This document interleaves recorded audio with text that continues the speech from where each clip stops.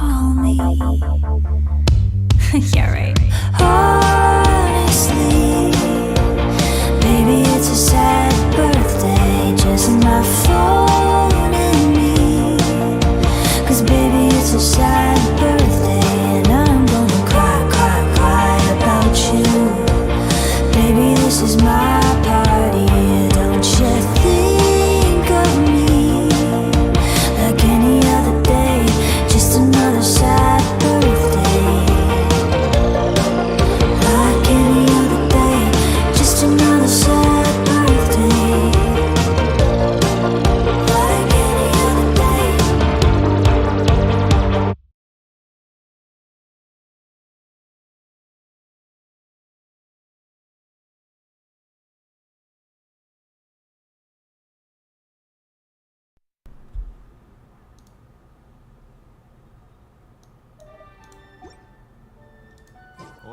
Hello Sơn nhá, không phải dead kênh kia mà là anh không like trên đấy nữa, like trên đấy hay bị lỗi ạ. Like trên này thôi. Chắc còn tầm khoảng độ 12 phút nữa thì phải. 12 phút nữa có livestream. Đang đếm ngược rồi. À đâu, có 6 phút nữa thôi. 6 phút nữa thế thôi thì La Hoàn để sau vậy. Sơn này nhìn này, ê, xịn chưa? Full hết rồi. Sơn phèn chắc giờ map này vẫn còn. Hello Hưng nhá. Livestream người 19 giờ á. Anh like nhờ quên mất. Anh like Honkai trước. Like Honkai trước Hưng ơi. Like còn update code luôn.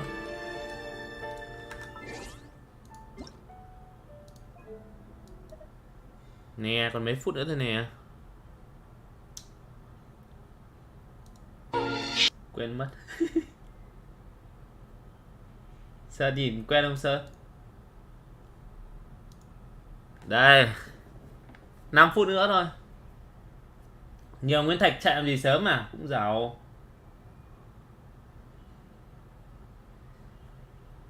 Nhưng mà quen mất, chưa đổi page.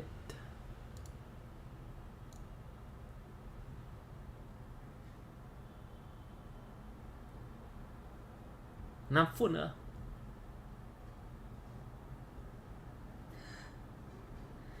Mắt tinh đấy Hưng.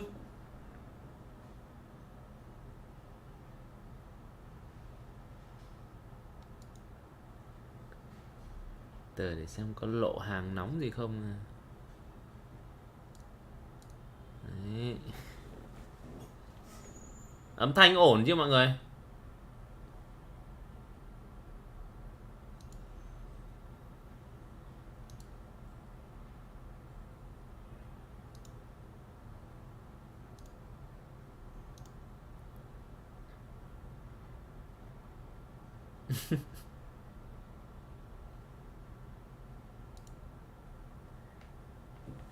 Đấy, mấy đứa cứ bảo là bật cái thông báo ở trên Discord ấy, có a còng mọi người không Sơn?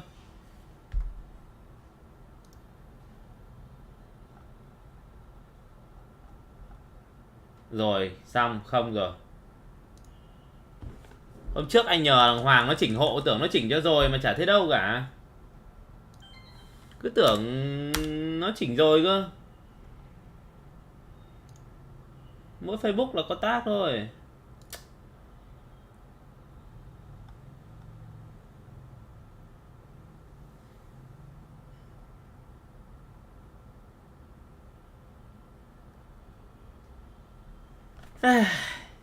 Thôi hôm nào mày mò tự chỉnh vậy.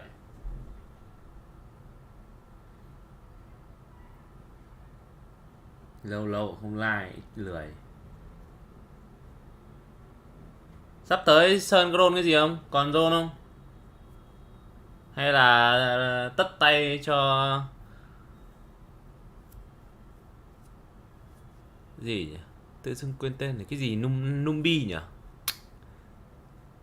Topaz. Chào bạn mới Phước nhá. Hello Phát. Hóa ra là không có cái tag everyone bảo sao like, không có ai biết.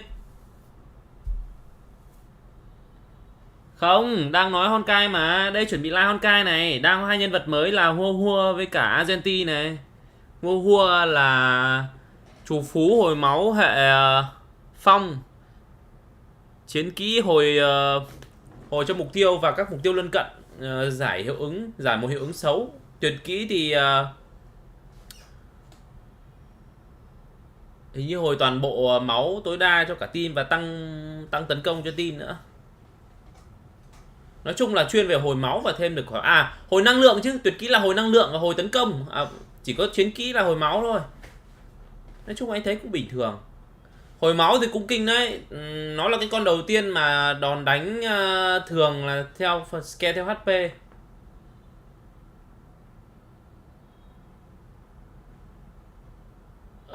Đúng rồi, like GI 7 giờ like, HSR like trước, còn GI 7 giờ like trên Twitch.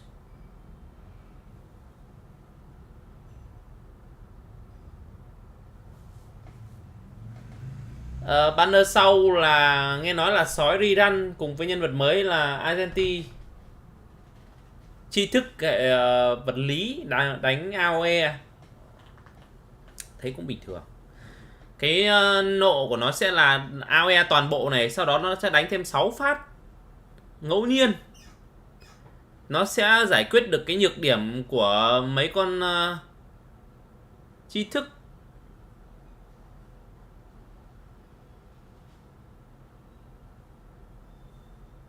Ví dụ như thần quân chỉ có một mục tiêu nộ, chỉ có một mục tiêu chính và 2 mục tiêu lân cận đúng không? Còn Argentina nó sẽ gây một lượng sát thương lớn cho toàn bộ, sau đó là nó sẽ gây thêm 5 hay 6 lượt sát thương ngẫu nhiên nữa. Như vậy đánh boss cũng ok, mà đánh đa mục tiêu cũng ok. Anh không trả lời được tin nhắn của em Phát ơi, bởi vì bây giờ page nó đang bị lỗi nhắn tin ấy, hình như là những người dưới 18 tuổi, Facebook dưới 18 tuổi không trả lời được thì phải. Thế hôm trước Sơn nhắn tin bảo thế.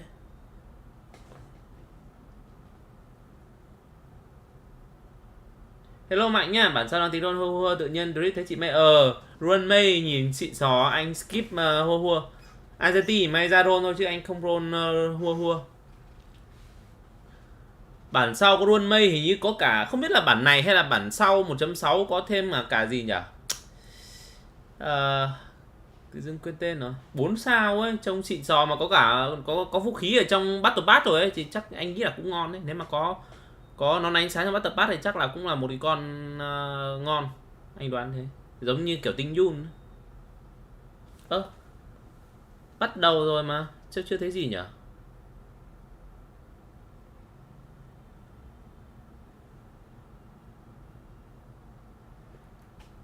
Bắt đầu sớm 5 phút để tí nữa còn kịp thời gian xem stream Genshin. Genshin sẽ bắt đầu vào lúc 7 giờ.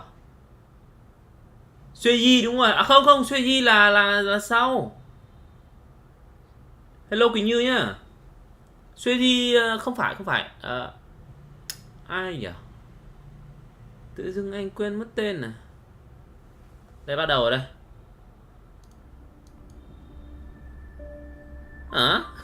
Cái gì này? Thật đấy. Tiếng có bé không mọi người? Nghe được đúng không? Nếu mà bị to quá thì bảo anh để tí anh chỉnh nhé. Hania đúng rồi, Hania 4 sao. Có hai cái trông như hai cái sừng ở trên đầu.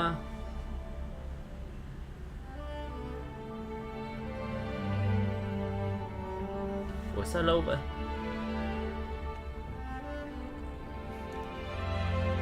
Một 1080 rồi.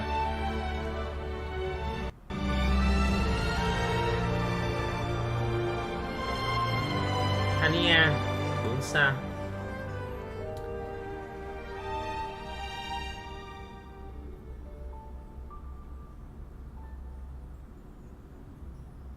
Nhiều lắm. Thấy click có Runmei này, thấy có Sueyi này. Có một cái thằng gì nữa quên rồi.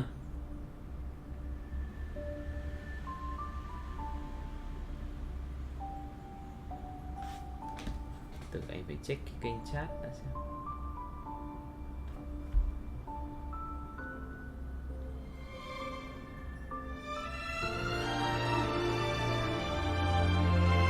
Mọi người xem live cho anh xin một like nhá.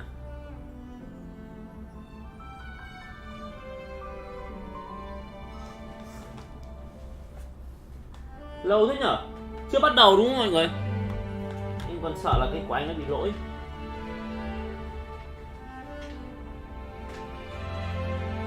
Đồn mãi mà không ra tốt pad, chán thật sự. Mà hôm trước roll lấy động lực để 300 đôn đổi Clara đi cái sảnh 6 Xian dâu ấy, xong rồi mình roll dinh lưu về rồi cũng chẳng để ý. Thế xong tự dưng hôm qua rảnh vào ngó lại cho dinh lưu và phát qua luôn. Full mốc 6 Xian dâu luôn rồi.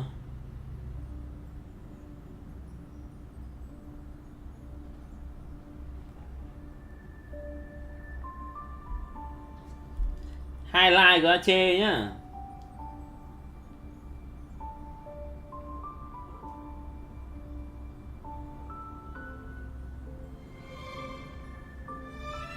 Đúng rồi, còn có cả radio nữa. Lắm quá.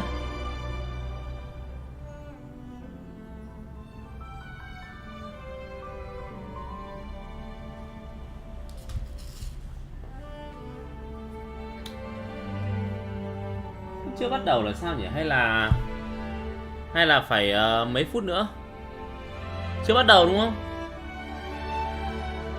Ê, chắc nó tính đúng 6 rưỡi nó mới live rồi. Đây vẫn còn đang 2 mọi người này. Đông thế. 39.000 người đang xem này.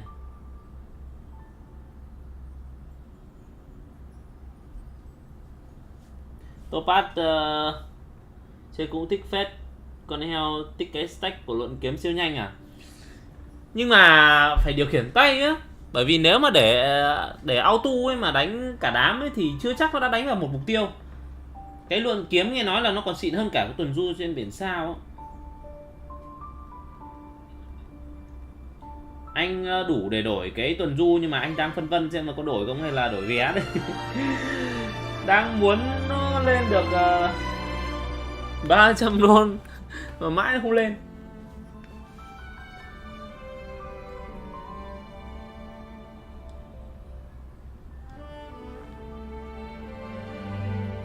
Hình như chưa bắt đầu à?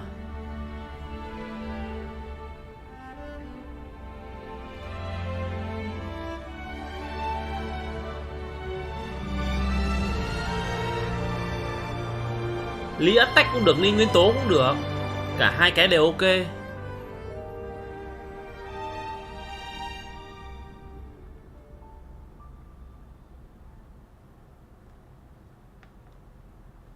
Cái nào chỉ số ngon hơn thì mình lấy cái đấy thôi, không cần thiết. Bắt đầu chưa? Ở đây rồi, bắt đầu anh em ơi.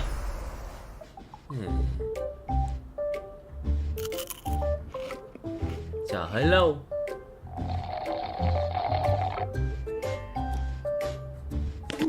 The finest hand-picked, well-tied spring meets the chewiest brown sugar boba on the block, bursting with L-carnitine, flavor, and health. Cái thuyền là nó không nó mất cái nội tại là khi mà diệt địch ấy. Đấy, cái đấy nó khó thôi. Nó thua ở cái đấy chứ còn nếu mà diệt địch được thì nó hơn. The IPC will soon be dispatching representatives to multiple worlds. The effort is part of a raft of new measures to encourage trade and strengthen friendship throughout the cosmos. The Genius Society's newest masterpiece, Simulated Universe World 8, is about to go live. Madam Herta has revealed that the project is about to enter the launch phase. For further details, don't forget to tune in to our program's follow-up reporting. Renowned songstress Robin has received an invitation to perform at Penacony's Charmony Festival.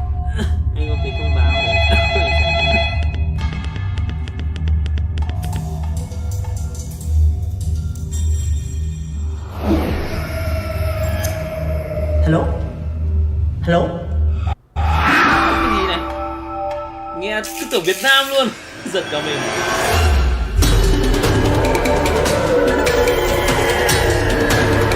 Hello, my name is Hua. Recent days, the Xianzhou Luofu has reported an uptick in supernatural activity, with evil spirits wreaking havoc across multiple locations. The Ten Lords Commission has assured citizens that it is thoroughly investigating all incidents. This program will be bringing you the latest as the story unfolds. For more details, stay tuned for the upcoming Haunted Xianzhou special program. Vương quốc mới chắc là phải đánh 2 chấm thì mới ra. Bless you for choosing to dally here. Allow me to ask you, as a fellow entity of the universe, are you acquainted with the goddess Sidrilla?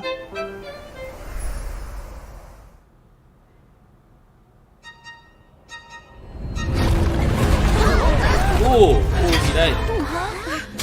Another anomaly in this shining universe.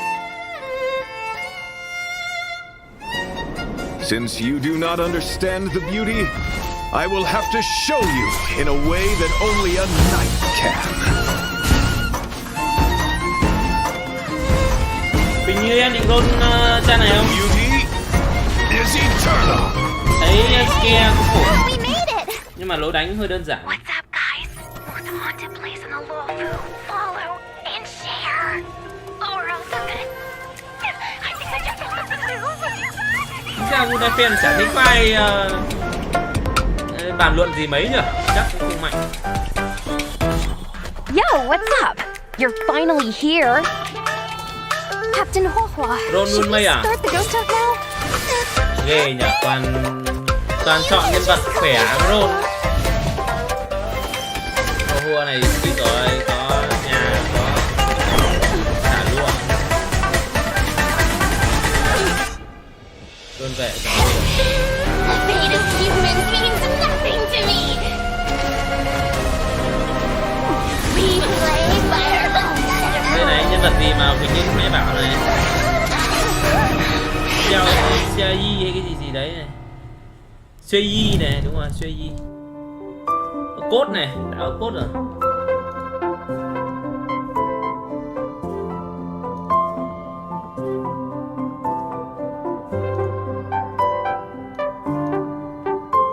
JB 9B E 7K 5 RQ I 3 JB 9B E 7K 5 RQ I 3.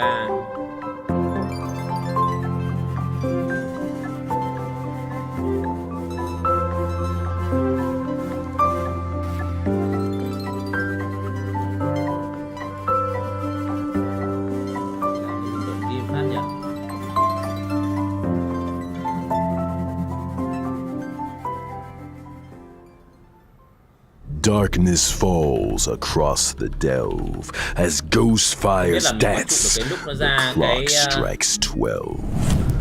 Well, whether or not your world has a midnight hour, good morning, good afternoon, and good evening. Welcome to the Interastral Peace Media's Haunted Xianzhou special program. I'm your ghostly host with the most, Albert. For today's episode, we've invited 2 special guests. Together, we'll be introducing you to the Xianzhou's weirdest and most wonderful. Hi everyone! I'm the Galactic Baseballer! Speaking of weird and wonderful. Hey guys, Grey Knife in here. It's an honor to be a guest on the 1.5 special program. I mean, Owlbert's Haunted Xianzhou special program. Huh? Owlbert, did you unlock a new skin? That's one way of putting it. Naturally, an anchor of my standing needs to have the best wardrobe department in town. Now, as our audience will be well aware, the Xianzhou is constantly roaming the universe, and the universe is filled with the unknown. It should come as no surprise then that the Luofu has had its fair share of strange encounters. And speaking of Em rôn các strange, chị gái à? the trailer we just witnessed Đây này. gave us a sneak Nhân vật mới peek này into tự dưng a place anh lại of có mystery, Hania đúng không? evil, and ghostfire. Fixtral Garden. Hình như là hệ săn bắn thì I phải. thought Fixtral Garden was just some old abandoned place on the Luofu. Suy gì đằng sau Why này. is it suddenly getting so much attention? Allow me to explain. A while back, the Artisanship Commission's creation furnace was shattered, and the heliobi trapped inside were able to escape. Know where they went to hide? Yep. Fixtral Garden. I see. Wait, what's a heliobi? People say that the heliobi Hết are rồi the á? result of accumulated grievances. Thì lấy đâu They tài can nguyên possess mà people, farm di vật. deceive the senses, affect the soul, and usurp the flesh. Those possessed đang trên đường áp exhibit đột phá bizarre 760 behavior để and lấy vé restless đây. thoughts. It's a truly frightening Mạnh đã đổi spectacle. vé 300 But the chưa? creation furnace wasn't exactly fragile. How could it just break? Rumor has it, the Artisanship Commission's Anh nha, muốn surveillance sao hòa hợp vật lý recorded à? a gray-haired Hòa hợp, figure in dark Sao lại clothing. là hòa hợp? Nón rõ Gray ràng, nón hair, săn bắn. dark clothing. Did they have a baseball bat? Hey, don't pin this on me. The destruction of the creation furnace was a direct result of the Stellaron disaster. Right, Albert? Just Hệ tell us hỏa, more đúng about không? Đốt hệ Fixtral hỏa, Garden. đúng không? Fixtral là Garden cấp cao has ba lựa always chọn been đi kèm overflowing with yin energy, Đốt phong, and the đốt garden lý, itself đốt is hỏa. littered with suppression towers, stone monoliths, and ancient trees. It's creepy enough in the day, but when the sun goes down, things get a whole Trước lot em farm đồ creepier. cho Well, The cho garden đầy đồ is hỏa. layered and deceptive, and it's easy to lose your bearings. Since the Thật vợ heliobi chồng Well moved mà không in, lấy it's đàn hương. probably the most dangerous Anh ấy place on hình the như Luofu. là bút chiến kỹ á. Heliobi are experts when it comes to possession, and even the most experienced Wraith Wardens Thế and hồi trước em bảo là Arumaton có nhân vật Spectral nào năm sao Envoys hòa hợp nhỉ? can become their victims. Ờ, When you can't tell your friend from your enemy, things tend to go south fast. If all that Bình wasn't enough, Bình Nhạn Hoa, tiếng- they tiếng say ấy là that gì nhỉ? Mara-stricken members of the Sao Ten tiếng Nhật Lords thì quên Commission mất tên. also wandered the garden. A word of advice? Keep your wits about you. Sounds like great streaming Hình như là material to ra me. quái mới I phải. bet I could become the Cienjo's #1 streamer in no time. Funny you should mention. To most people, Fixtral Garden was always a strange and desolate place that rarely got much attention. But now that stories are beginning to circulate, the situation has changed. Recently, the Cienjo's online forums have been filling up with posts describing supernatural phenomena in Fixtral Garden. Everything from self-playing violins Trong cái to chiến the kỹ, wailing scale cries máu of nhiều phết vengeful đấy. ghosts. Unsurprisingly, Chiến kỹ thì hồi Cienjo năng lượng, fans với of lại the tấn công con nào supernatural cần hồi năng are lượng. loving every À, cái chiến second. kỹ In my experience, forums aren't exactly the most reliable news sources. Who cares Đi if với some of các it's ca được. false? Thế mà This mày is a không vô hype nào train mày? I can't afford to miss. Trailblazer, what do Đùa you đi think? tìm các ca Want to ngon start a luôn. ghost hunting squad with me? Tấn công, Fire bút breathing, hồi năng quiet lượng. band performances, Toàn cái cần. headstands, balancing acts, spear deflection, sword juggling, and boulder smashing weren't enough, huh? Now you're an expert in ghost hunting? Who said I was an expert? I just have a lot of transferable skills. That's all. Well, you better hope so. Speaking of which, in the brand new version 1.5 Trailblaze Continuance, a Foxian Tale of the Hunted, the ghost hunting squad will be responsible for chasing down heliobi, purging evil, resolving crises, and protecting the Cienjo. A Foxian Tale of the Hunted is divided into 5 chapters and starts off with the ghost hunting squad facing an unusual danger and Sojourner's ghastly reverie. Once this chapter is complete, the story continues to unfold with twins, Precipient, Sword Essence, and Foxian Dream. 5 chapters, huh? Tưởng sim cấp We'll be ca topping này. Cienjo Đấy, internet searches in no làm mạnh cho time. cấp ca để chơi. See? Con này đi kèm knew với we team were on cấp the ca là same chuẩn chỉnh wavelength. luôn này. In addition to Trailblaze Continuance, and together with Miss Guinifin, Trailblazers will also be facing Ngon nhất từ Fixtral gì Garden ngon nhất là team cấp dangers ca of cho both đến thời điểm hiện tại rồi chả lawful con urban thủ phú legends nào and ngon. ghost hunting Cháo con nào squad book cả. missions. Cool. Oh, and I almost forgot to mention, during the ghost hunting squad's fixture exploration, Trailblazers can jointly manage Knife and socials. Posting threads is a great way to create discussion among Xianzhou netizens and fans of the supernatural. Để xem nào, bạn này anh nuôi Wait! We're gonna get the whole Xianzhou talking. Anh nuôi Seriously, this is once in a lifetime material. We gotta plug it for everything it's got. I'm talking daily updates, community engagement, all that good stuff. Once you get enough momentum, the fan base grows itself. Social media stardom is finally on the horizon. Oh, you know, Miss Gwynnifin, there's always room for creative talents at the IPM, and I don't want to toot my own horn or anything, but I've introduced a lot of big names in the company. Nón của ai đây nhở? The Albert stamp of Không approval nhìn goes rõ a được. long way. Tóc vàng vàng này hay là nón của Albert. Winafeng à? I'm afraid I'm too invested in the Xianzhou for now, though. Good to know there's an offer on the table. That's cool. I get it. But here's my card if you ever want to collab. Just give me a shout. Deal. Now, where were we? Oh, socials. Increasing your Nó account's vốn ra chủ popularity phú à? level allows you to unlock more stories and events. Your ghost hunting Hình như skills là will bộ only rồi. improve as you unlock more suppression Sự kiện towers này. and take on new challenges. Not to mention, by Đây, đây, completing nó đây. limited time missions, Trailblazers can obtain the event hình like của ấy cone, này. hey, over here. Đúng What rồi, do nó you chủ think, phú này. Guaylings? Let's Hình give it của up for Winafeng Guaynifen's mà nó chủ generosity. Woo! Still, I hope the Sao ghost không hunting cho một cái squad is nón up to the hô job. cho nó ấy nhở? Sounds like we'll have a lot on our Cho plate. nó sói Don't worry. cho nó đẹp, đồng You bộ. might just be getting a helping hand from one of the Xianzhou's most formidable forces. Viết sai rồi The bạn Ten ơi. Lords Hua Commission. hua mà chứ không phải They're hô hô. the judges of the Mara struck, the arbiters of life and death. When it comes to warding off evil and expelling the supernatural, nobody does it like the Ten Lords. But despite their reputation, they're shrouded in a certain amount of mystery. Whoa! The 10 lords are getting involved? Just when I thought our stream couldn't get any crazier! Well, before you get too excited, I'd spend some time getting to know your assignee. The Ten Lords have dispatched a trainee judge to assist the ghost hunting squad in investigating the fixture garden situation. Trainee, huh? As long as they're confident in their abilities. Yeah, about that. Hồi nhiều.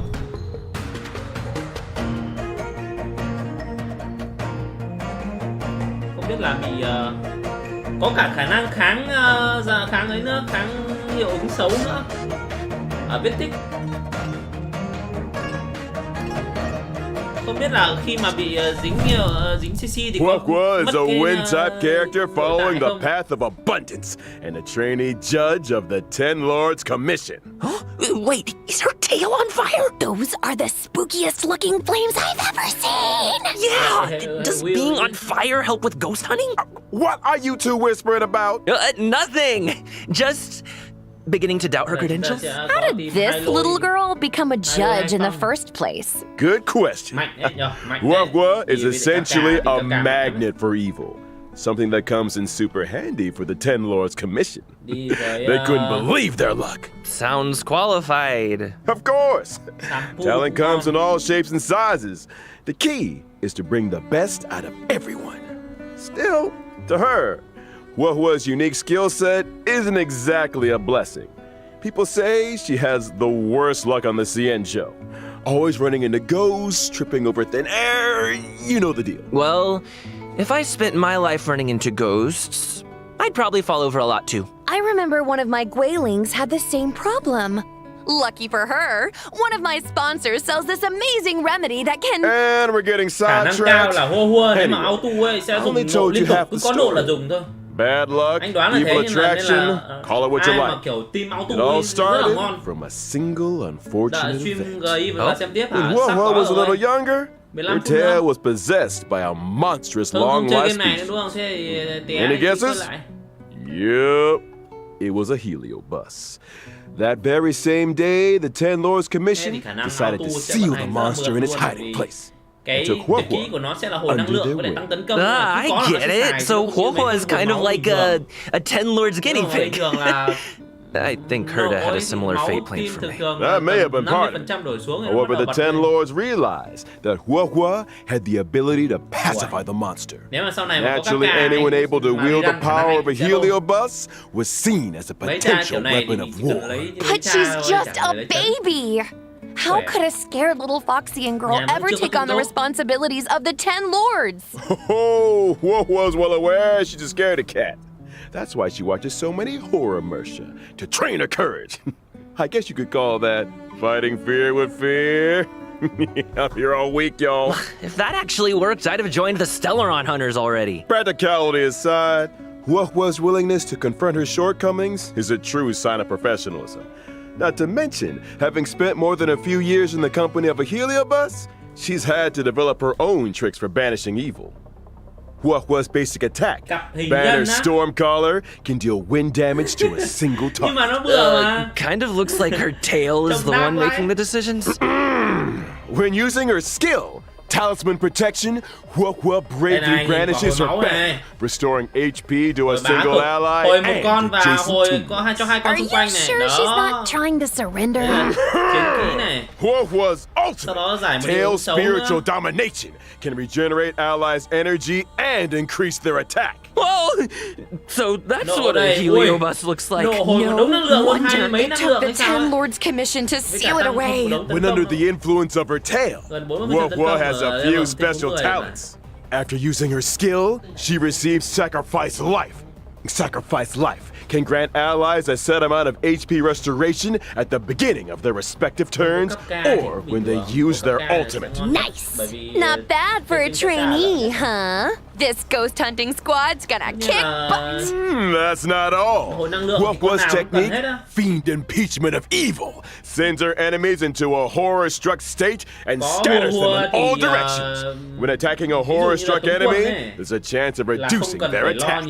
Scaring away your enemies. Nice moves, HOANG. Still not getting judge vibes, though. Hey, easy on the trainee.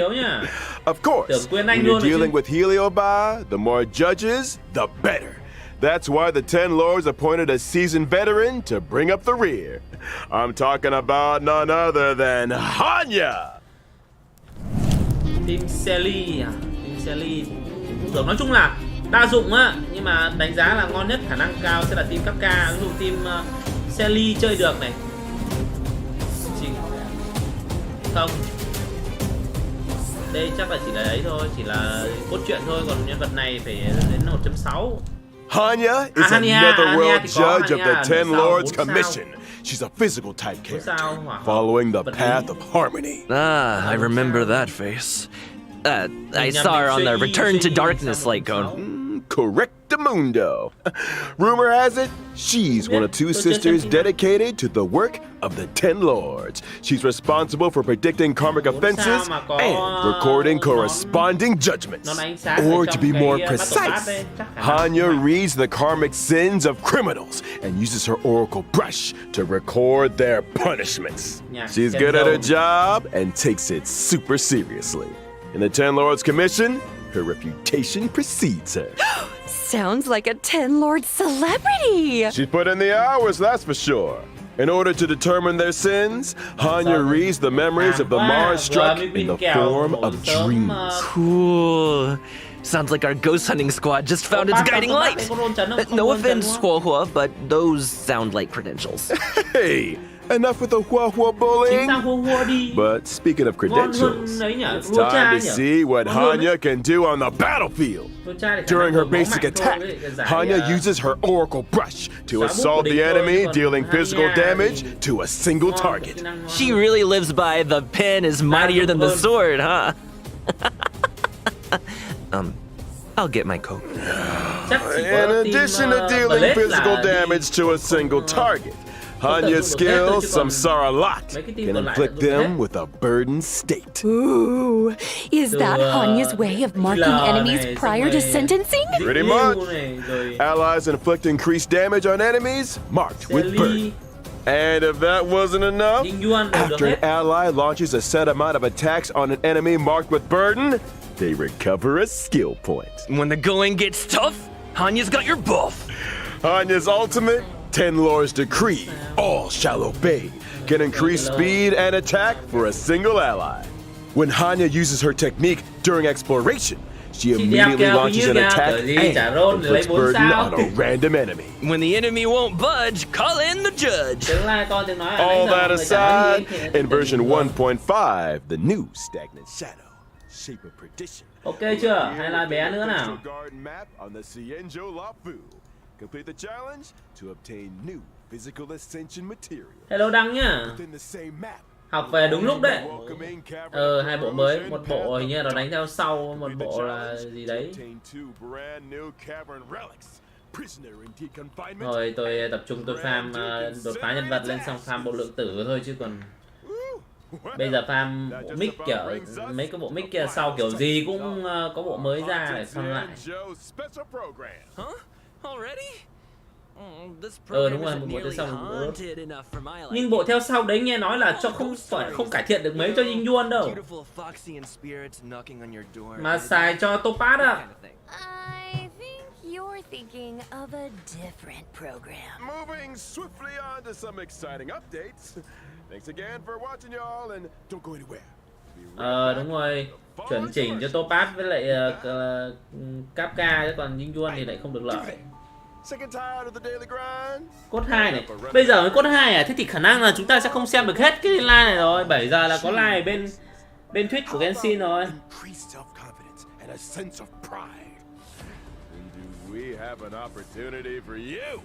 The Boulder Town Martial Exhibition is now open for registration. Put yourself to the test by HT8B X7GL. Đang nói nguyên thạch chứ. HT8B X7GL 89Z7. Enter I am the ultimate fighter. To register your name, could you be Boulder Town's new fighting star? Cái này nó không cho chỉnh sửa. A stellar Shadow Seeker recruitment announcement.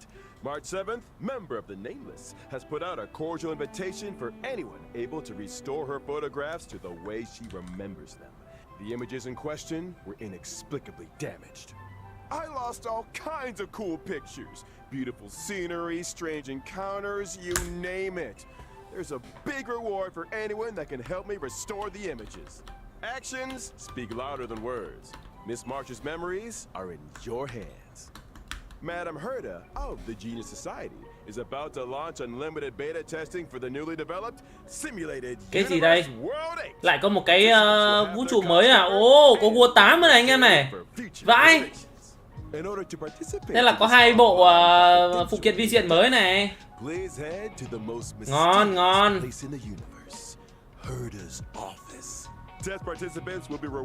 Không biết hai bộ gì đây.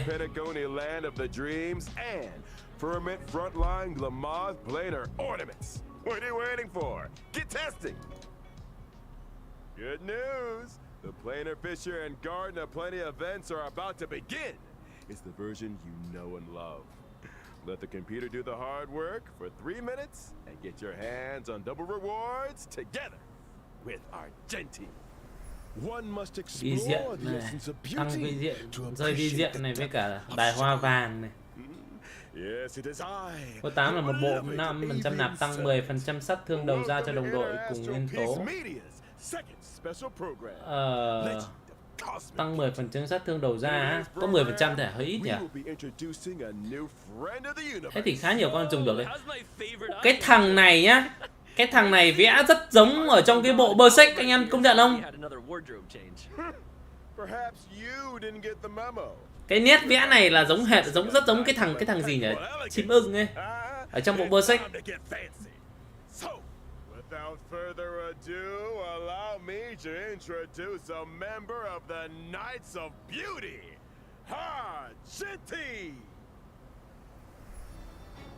Genti. Cầm thương à? Ấy chà.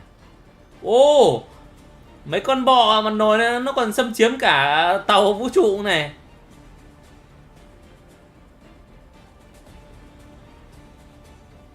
Một bộ speed càng cao, đam đầu ra càng cao. Còn bộ đấy nữa hả? Thế bộ đấy cho con nào được nhỉ? Is a physical type character following the path of erudition. As a devoted admirer of Adrilla the Beauty, Argenti spends his life roaming the universe and extolling their name. Ah, so the simulated universe occurrences Curio, Sally chắc cũng cầm được. and Knights of Beauty to the rescue. They're obviously related to the Knights, right? Running into the Knights of Beauty while testing the simulated universe is always a blessing. Those guys are a lifeline in a tight spot, especially when I can't get enough path resonance. Treating people with courtesy, helping others as a matter of principle, and offering sincere praise to all things in the universe. Để check xem bên Genshin đã có chưa nhá. That Argenti lives by. In the simulated universe, not every helping hand is benevolent. Chưa có nha mọi người. Chưa có thông báo luôn. May the names of Argenti and the Beauty be blessed for all eternity. Speaking of which, Albert, what was that planar fissure and Garden of Plenty commercial all about? Well, Argenti magnanimously answered our call and agreed to appear in our commercial as a corporate ambassador. Tăng 12% tấn công của người trang bị khi tốc độ người trang bị từ 135, 160 trở lên, sát thương cho người trang bị gây ra tăng 12%, 18%. Ôi chà chà. Thế này nếu mà cân được chỉ số thì khả năng Sally cầm là ngon nhất rồi. Sally cầm là chuẩn chỉnh luôn. Kind of TMI. But I still don't really understand the concept of the beauty. Mà bây giờ đa phần mấy con DPS đều đẩy tốc lên đúng không? Cho đi, nếu mà đi kẹp với bronza thì sẽ cho đi trước bronza, ví dụ như dinh lưu này. Ví dụ như là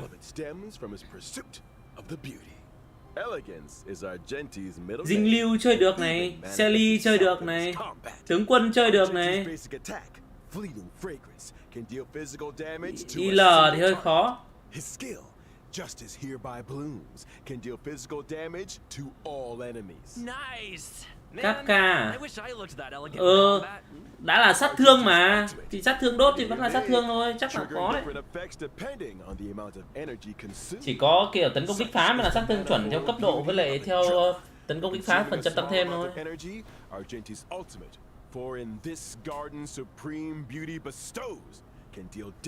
Kỹ năng cứ sao sao ấy mọi người ạ. Trời ơi, không đỡ được.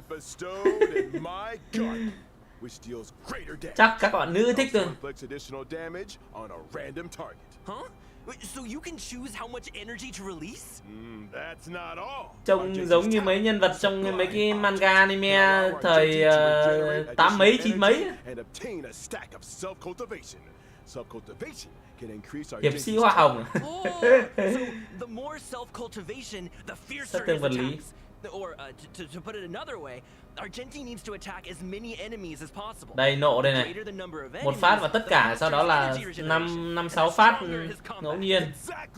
Stronger combat, faster energy regeneration, more enemies to attack. Argenti giving erudition vibes. I'm here for it. Argenti's technique, manifesto of purest virtue, can daze enemies within a set range. Dazed enemies are unable to launch attacks.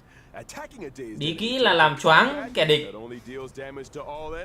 Khi mà vào tấn công kẻ địch bị choáng thì sẽ gây một lượng sát thương.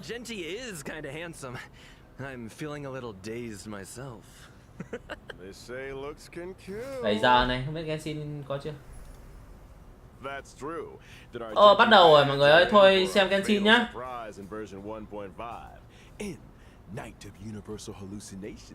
Chưa.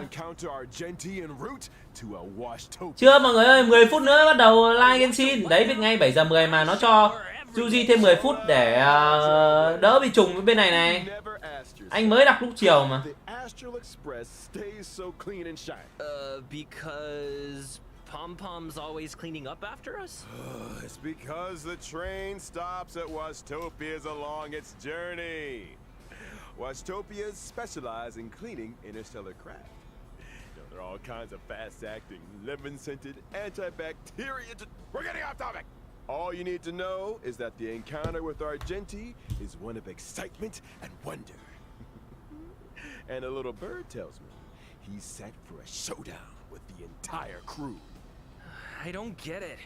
Why are we always either in a fight or on the way to one? A fight, you say? Far too boorish a term.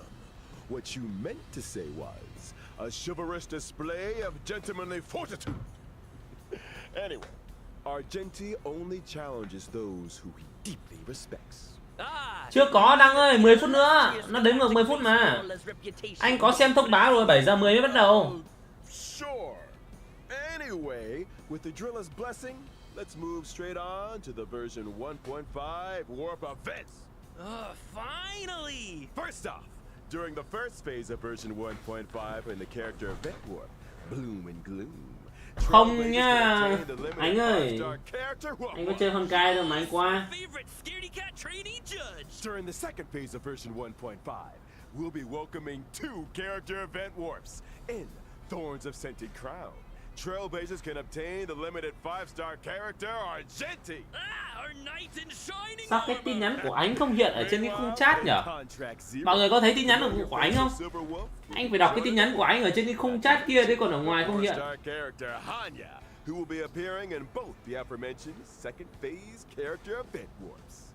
Long time no see, Silverwolf. I wonder if her game accounts are doing any better.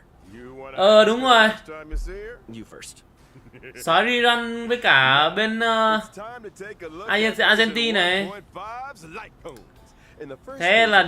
Thế mà hôm trước có cái đứa nào bảo là tôi nghĩ là sẽ rất lâu sói mới rerun, ít nhất phải cuối cái phiên bản này. Một cái con ngon như thế nó sẽ rerun muộn, lòi ra ngay sau series luôn. Thế là mấy ông đi sau là được cơ hội hoàn thiện team mono rồi. Anh vẫn quyết định là anh không lấy nón của sói, không cần thiết lắm. Lin à? Đâu? Anh chưa kịp nhìn á. Lin ở trong banner trước hay sau nhỉ? 4 sao bên Homo à? Anh tưởng 4 sao ở bên ấy chứ nhỉ? Thế mà đợt trước là 4 sao nửa sau. Thế này thì Quỳnh Như có khi lại lòi ra Homo rồi. Banner nửa đầu là một con, nửa sau là duo Đăng ơi. Thì ra banner Argentina dàn 4 sao ngon ác à? Anh chưa kịp nhìn luôn. Blade còn lâu, đợi đấy.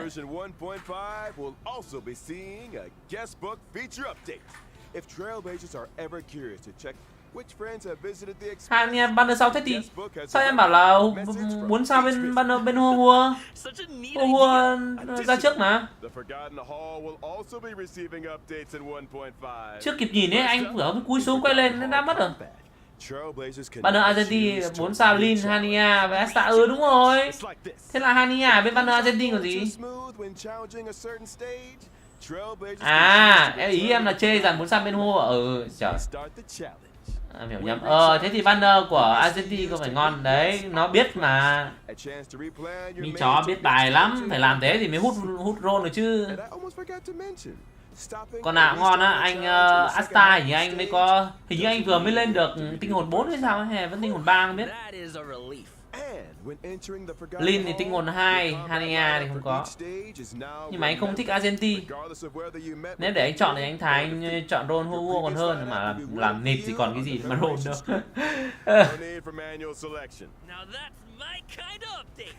Có cái mới à?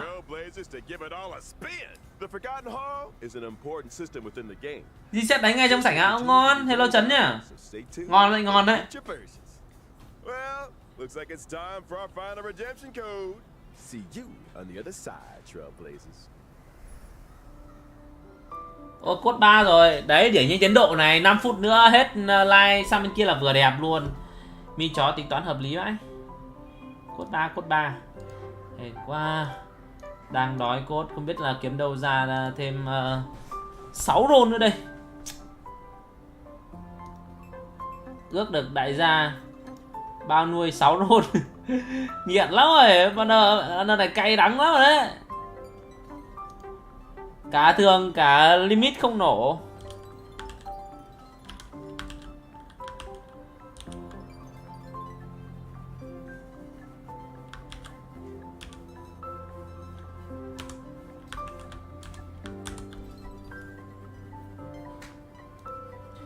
B 9B FP K5 8Q3T. Ok này. Hi, folks. I'm back. Me too. Me three. Me Good to see you again, Trailblazers. You're just in time to help us wrap up version 1.5 special program. Aw, is it that time already? I was just getting started. Be my guest, Trailblazer. This owl is ready to flap. Aren't you forgetting something, Albert? Lệch Topaz 80 roll ra Clara E3 luôn nữa. Ủa, sao đợt trước mới M1 N1 xong giờ lên i3 rồi? That thing? Ngày tàn tay. How could I forget? In version 1, Sao em không nhập được code 2 nhỉ á? can get their hands on 10 warps through the check-in event. Ồ, điểm danh anh không biết được. Đợi tí Quỳnh Như ơi, để anh thử anh xem là anh có bị sai không. Anh đọc đi đọc lại rồi mà. Hay là anh copy thiếu cái gì nhỉ? HT8BX7G HT8BX7G là 89Z7 đúng rồi nhỉ? Huohuo's tale backstory, Hanya's 10 lords expertise, and Argenti's mysterious search for the beauty.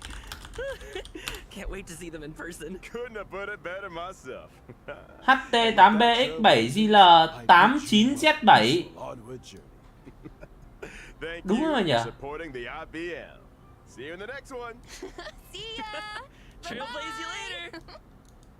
Hay là anh thừa dấu cách nhỉ?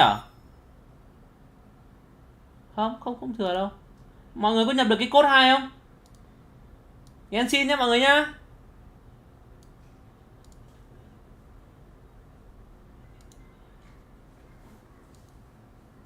Hai phút nữa. Ảo thật đấy Quỳnh Như ạ. Kiểu gì em đổi 5 vé free, 4 vé ra Topaz xong roll búp mồm thôi, ra Topaz cho luôn nó nón. Mày cứ ngủ mơ đi em. Bây giờ mới có 7 giờ mà hôm nay ngủ sớm thế.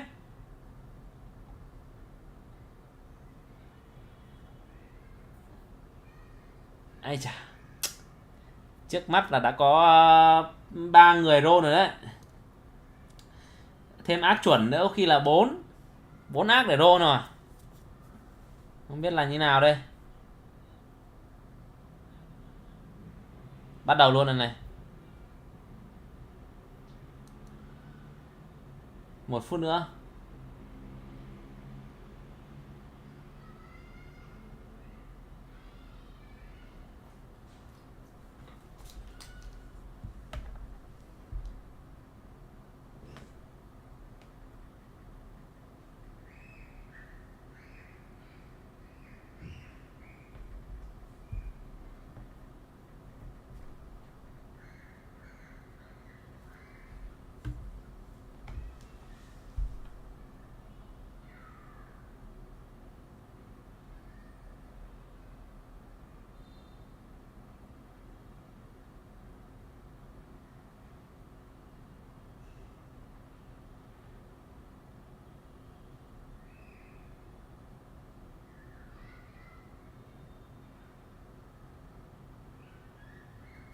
Quay lại nhanh thế.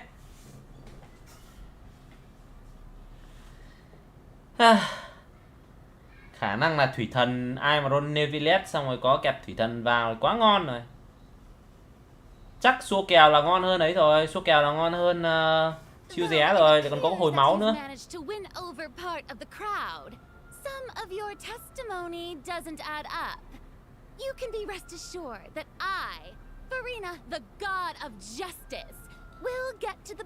Xong cuối cùng lại lòi ra là tinh linh nước trong thì vừa. 4.2 này chắc là sẽ có lo về thủy thần nhờ. That sounds perfect. A god must be firm. A god must not allow any detail to slip through the cracks. My dear citizens, just as the will of a god remains opaque to the understanding of mere mortals, so too is truth unmoved by even the strongest of wills. I will now speak to the defendant. If you honor the values of truth, justice and divinity, then you are compelled to provide. Đợt này chất lượng live bên Twitch nét ghê. Để tí nữa xem là hoạt ảnh nó chuyển động xem như nào. Now what's next? It's so hard to predict how people are going to react. What should I say during the trial tomorrow? Lady Farina, what are you doing? Quý cô Farina. As the god of justice, it is only Thế đừng lấy thủy thần nữa Hưng ơi. Skip hết đi. of every trial and make the necessary preparations. Is there something that you needed? If you wish to seek an audience with me, then please make an appointment with Sir Intendant Chevalmeron in advance. According to the judgment of the Oratrice Mécanique de l'Analyse, Ồ, video giới thiệu mới này. to be punished Sao lại by khóc này? the death sentence.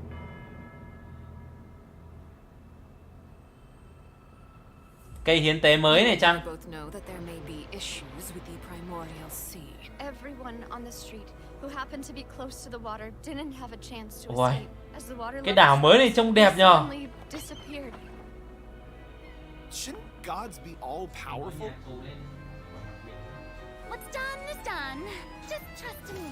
You're Archon. Đấy, giới thiệu đấy. Never mind whether you can truly convince yourself to Nhạc or cũng not. được. Nhưng mà anh vẫn thích nhạc bên ấy hơn, bên rừng mưa hơn. The show begins. Kìa, trông giống tinh linh nước trong chưa? Liệu có khi nào? Let my name echo in song. What's the next? Charlotte cũng ra này. Hình như cũng pháp khí hệ băng à, đánh bằng cách chụp ảnh ấy. Say cheese.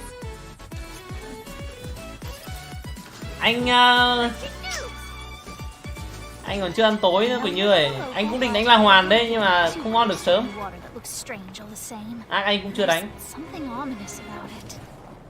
Navia này. The prophecy. Yes. Vừa mới bắt đầu phát ơi. Prophesized will be fulfilled. Đợi đi run với Ron á. Ai đi run? We'll use this trial to show the world the true meaning of justice. This judgment is Anh cầm mấy chạy trên nước rồi. Ô, con gì này? You have never been as superficial as you have presented yourself to be. Cầm Kokomi chạy trên nước chán rồi. For so long. Why did you deceive us? Siêu nội chụp ảnh của Charlotte hơi bị đỉnh đấy anh. Applaud and rejoice. Lu mờ hết rồi, 4 sao rồi, làm sao bằng được góc thủy thần. The trial of the Hydro Ôi, Archon. ôi cái gì đây? Hay đấy, cốt truyện lần này có vẻ hay đấy. I now understand the true purpose behind Lấy đâu ra chạy vĩnh viễn? Nước bị ấy đây này, nước. Ôi, con boss thoát ra này, đầy boss đây này. devious one. For so long. Ấy chà, anh Đạt lần này lại góp công rồi à? What should I do? Boss to đấy. Prophecy that you've been fretting should Đẹp. Nice. À đấy á, sư phụ của Đạt, sư phụ của ai? I suppose Sư phụ Đạt đấy hả? be the justice that Xinh nhở. Trời ơi, chiếm hết spotlight rồi. will end in a magnificent and dramatic trial. Giống ai ở trong ấy nhở? Giống ai ở trong Genshin nhở? À giống ai trong Honkai nhở? Giống Dinh Lưu. The part you played Nhưng mà xinh hơn á. years. Công nhận, chắc phải Ron đấy, ui. Kiểu yêu em từ cái nhìn đầu tiên. Sư phụ của Đạt. Cốt này, vừa gì vào đã cốt rồi. Thôi tập trung cốt đã là một con mới, nó vừa leak ra xong ấy. Xinh.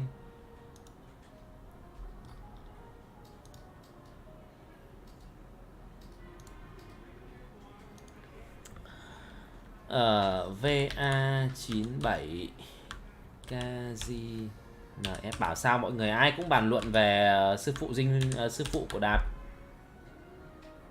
VA97 KZNF 24UV. Ok.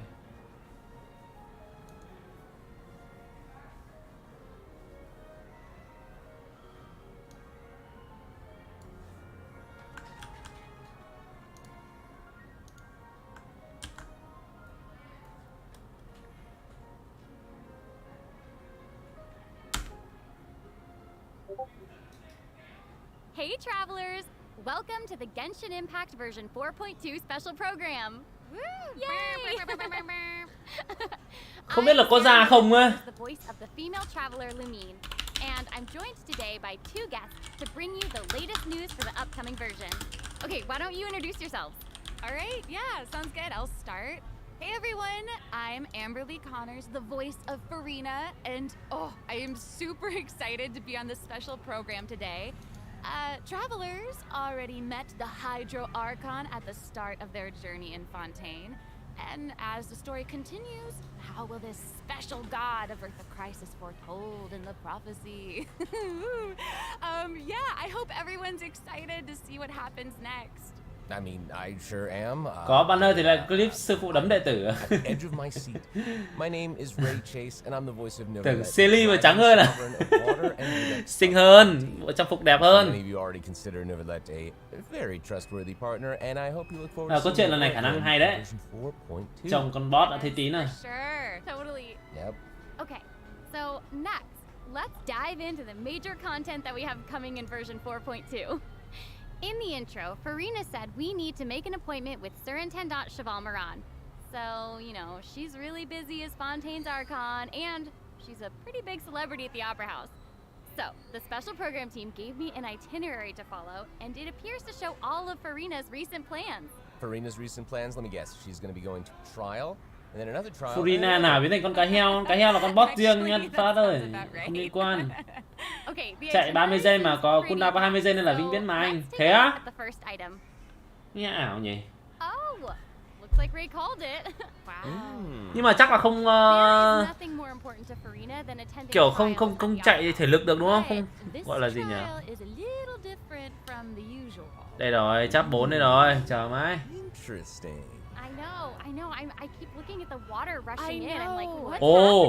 Nó có nói gì đến cái viên đột phá hệ thủy này. Maybe also Neuvillette is keeping an eye on things from behind the scenes, maybe? Very serious. He's always keeping an eye on stuff and always just a little bit disappointed. Đấy, giọng của Neuvillette, VA của Neuvillette tiếng Anh nghe rõ là hay mà sang tiếng Nhật nghe chán hết. Travelers will get to experience Act 5 of the Fontaine Archon quest, Masquerade of the Guilty. We'll team up with Fontainian friends to delve deeper into the hurricane of events and face the impending destruction foretold by the prophecy. Nhìn cái banner này lại nhớ đến cái ảnh chế. Mọi người xem cái ảnh chế của cái ảnh này chưa? Ảnh chế Neuvillette ấy, có cái đoạn ở dưới nữa. Anh định áp cái ảnh đấy lên nhưng mà nó muộn quá nên anh thôi.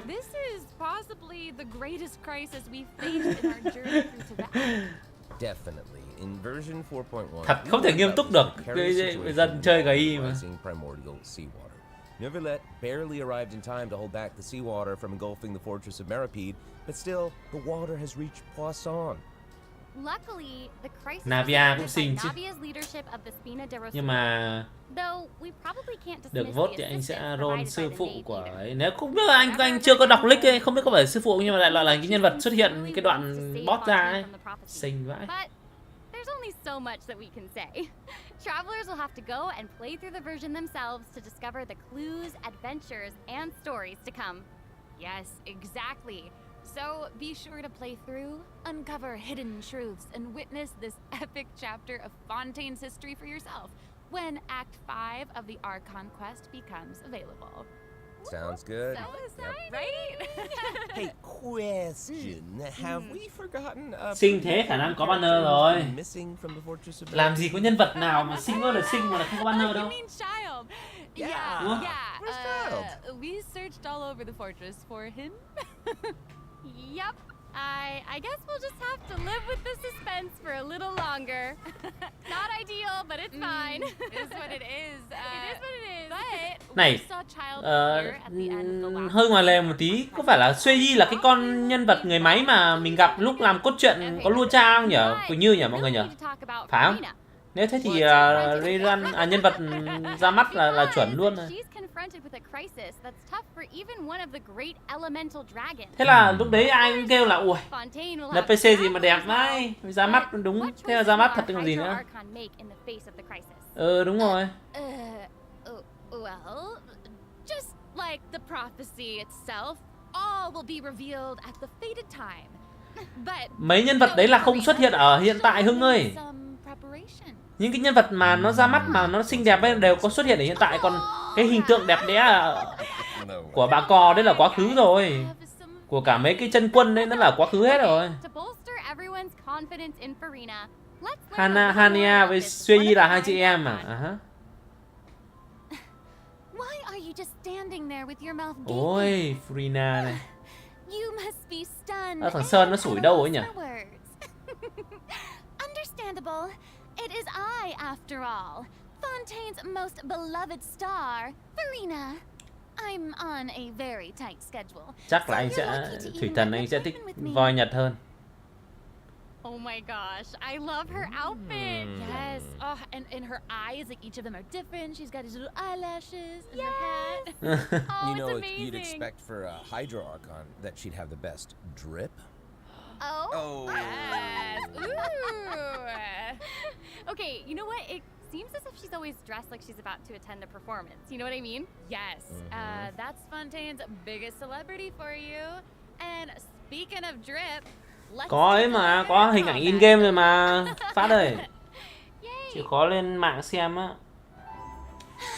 Sắp ra mắt đến nơi rồi, bây giờ là hình ảnh nhan nhản à. Đi chung vũ khí cái đến ngang à? Ôi, vũ khí đẹp thế mà. Căng thẳng phết nhở.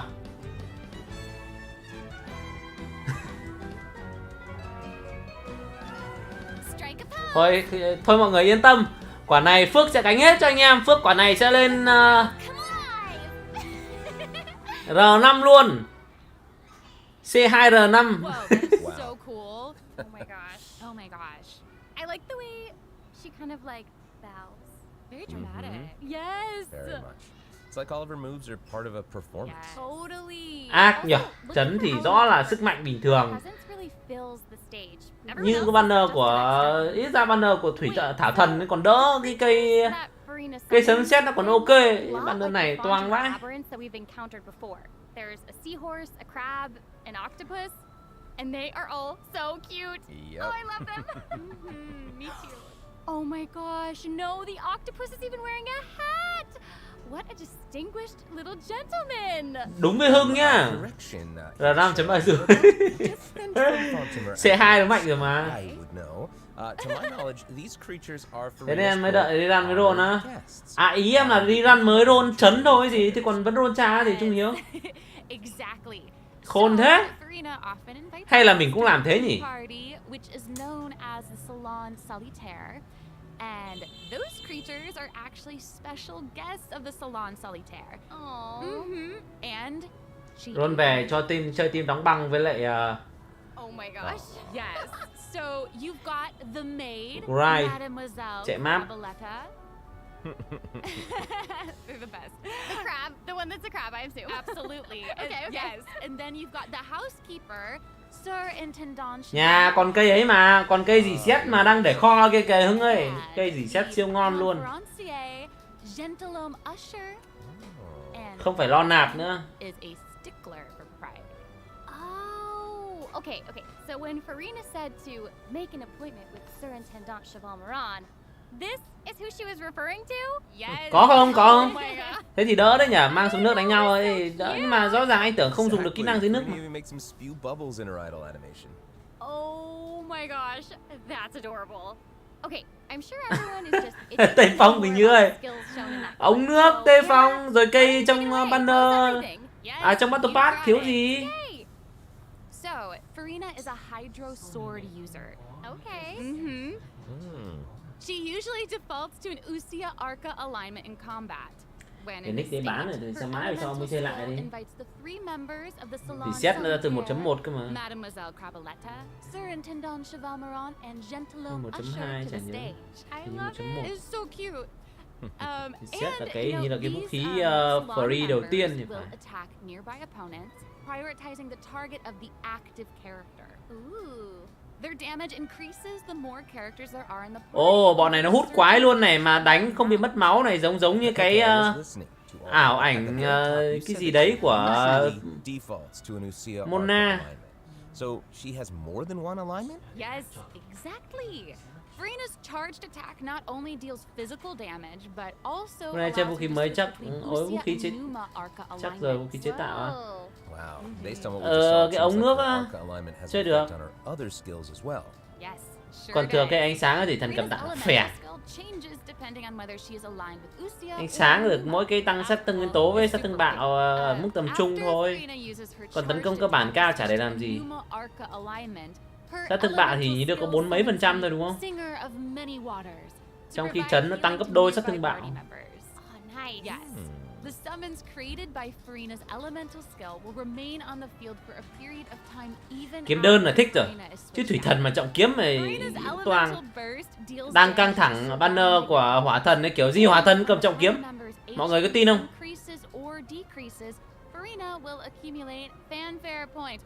Băng thần thì pháp khí rồi hoặc là cung rồi thì thủy thần kiểu gì cũng trọng kiếm. Furina increases the damage and the incoming healing bonus of nearby party members based on the amount of fanfare she has. Wow, it seems like this fighting style really suits Furina's character. It's very showy and unpredictable. Totally. I can Đấy, đi về ấy này, Nevilet này, đóng băng liên tục này. Hay. Xong còn hồi máu nữa.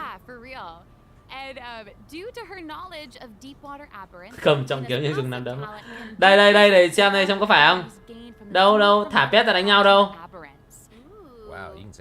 Đâu xem nào. Có đâu nhỉ?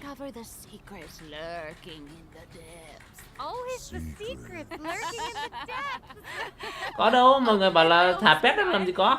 Whenever one of Furina's summons is on the field, Furina gains the ability to walk on water.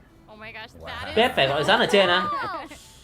Hey, I actually saw that Furina's outfit changed. Em có bảo hiểm banner vũ khí nên Ron chắc chắn một trong hai cây banner. Ron cái banner vũ khí kỳ này dáng ngang. But you know, such is the charm of a celebrity, I suppose. Yes. So if you want to learn more about Furina, rerun với Ron cả hai á hả Trung Hiếu? Skip cận thủy thần cơ à? Ghê nhờ. Amazing. Okay. Ye Lan C6 chưa? Have another old friend to introduce. She's now able to join the traveler's party with her trusty companion, Monsieur Verite. That's right. It's Charlotte. Yay! Charlotte. So cute. We've known Charlotte for a while now. The traveler met her during the Summoner Summit event, which took them on an adventure all over Tibet. Yes, that's right. Charlotte's hard-hitting spirit and determination to uncover the truth really leave an impression, don't they? Gặp từ lâu lắm rồi đây. During our journey in Fontaine, didn't she treat the traveler to a magnificent meal in order to get a cái này lại không có đủ slot để cày yêu thích rồi. Chắc là phải bỏ sen hưa ra thôi. Kẹp con rông ly vào không thì đột tử. Speaking of her camera, Monsieur Verite just so happens. Tự dưng mấy đứa nói thế anh cũng chén ngang á. They're friends. Charlotte's talent for photography is truly a marvel. No matter the subject or setting, her photos somehow always capture an unparalleled sense of artistry. The peerless Monsieur Verite turns her photos into eye-catching mementos. In fact, many Fontanians even cut the prints out of the newspaper and keep them as. Cái anh cần bây giờ là một cha 4 sao. Nó cho hiện đặc sản á, giống như bên Liyue có Yan Fei á. Chứ tìm đặc sản khổ quá. Bắt bỏ tất cả mắt. Wow, that is pretty thoughtful. I suppose that just shows how much Charlotte cherishes her own Monsieur Verite. Yes, it really does. Okay, let's go ahead and take a look at Charlotte's character showcase, shall we? Ooh, let's do it. If you keep your eyes peeled and your mind engaged, you'll find there's always a new story nearby just waiting. Anh thấy cha này bình thường. Nói chung là trong cái dàn 4 sao thì vẫn thích Faroza nhất. Say cheese. Breaking news. Wow. Oh, amazing. Yeah, she's really like moving around. Yes! Honestly, it's just what you'd expect of a reporter for the Steambird. Even her combat skills involve taking photos. Isn't that cool? Yeah, and man, like, what a lively character. Her combat moves, like I was saying, she's moving around. They're super dynamic. It seems like she's always on the move. Mấy cái game của mấy chó ngược đời nhỉ? Mấy cái game khác thì ai mà được làm VA cho cái con main là sướng lắm ấy, nói nhiều, lương cao, tiền nhiều. Chuyển sang mấy con game của HOANG cầm như hến ấy, cả năm chắc gọi đến lồng tiếng được mấy lần. Khả năng cao là thế Mạnh ơi. Chưa công bố banner nhưng mà khả năng cao là thế. Okay, here's some cool stuff. Charlotte's elemental skill applies snappy silhouette to opponents caught in the viewfinder over camera. During this effect's duration, marked opponents will intermittently take damage. Holding Charlotte's elemental skill strengthens these effects and applies focused impression to opponents instead. Now her elemental burst creates a news flash field that continuously restores numbers within its range. Monsieur Verite, he's also going to join in and intermittently attack opponents during the duration of the ability. As an experienced reporter, Charlotte is an expert at adapting her methods to match the needs of her target. When paired with Fontaine characters, Charlotte receives a healing bonus. When paired with non-Fontaine characters, she receives a cryo damage bonus. Now that is not all. There is more. During the 4.2 special event, travelers can complete a quest to receive a special gadget called the zoom lens. When Charlotte activates the zoom lens, it will trigger a passive talent called First Person Shutter. Oh my gosh, that's when you amazing. hold her elemental skill, the gadget will cause you to enter photo mode instead.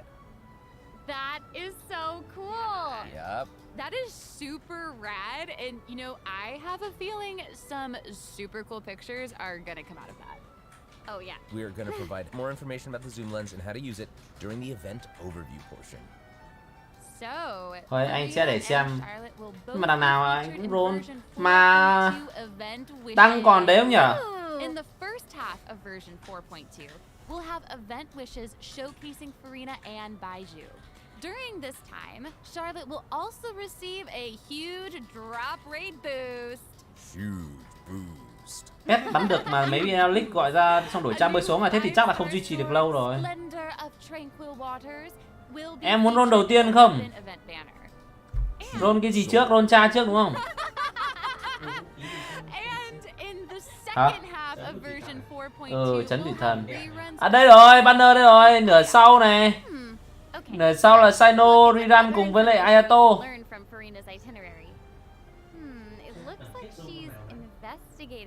Ayato thực ra roll cũng được. Tell us what it says. Okay, I will.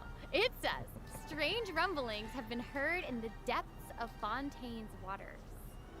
Đây rồi, boss tuần mới đây rồi. Đã nhìn trông xịn thế.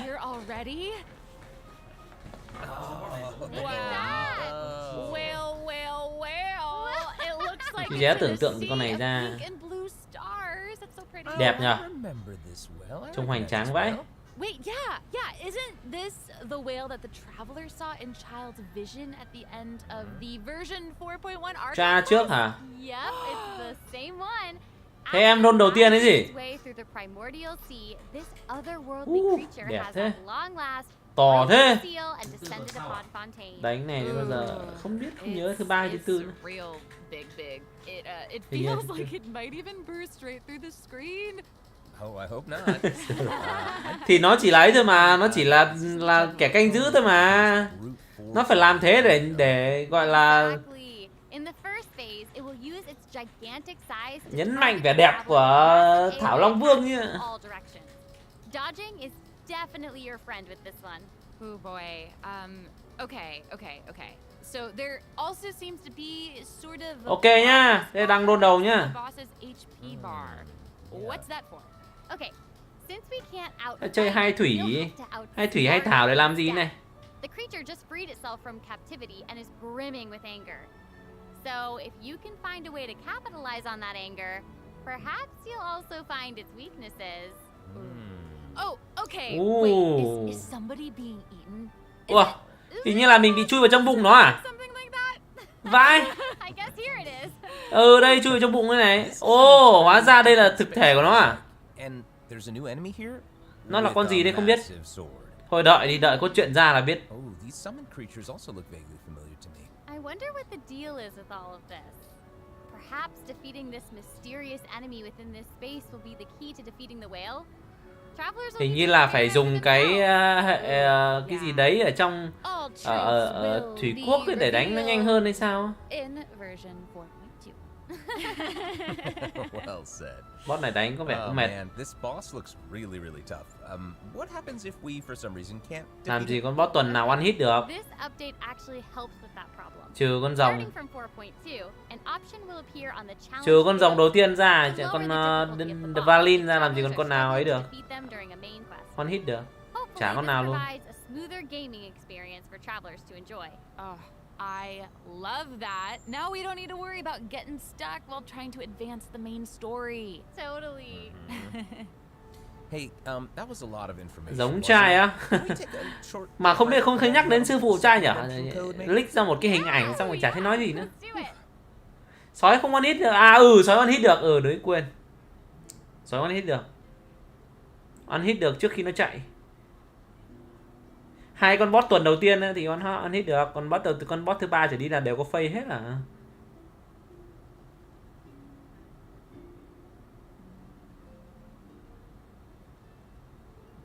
Cốt 2 cứ mãi ngồi chấm gió cốt 2 ra không biết. Cốt 2.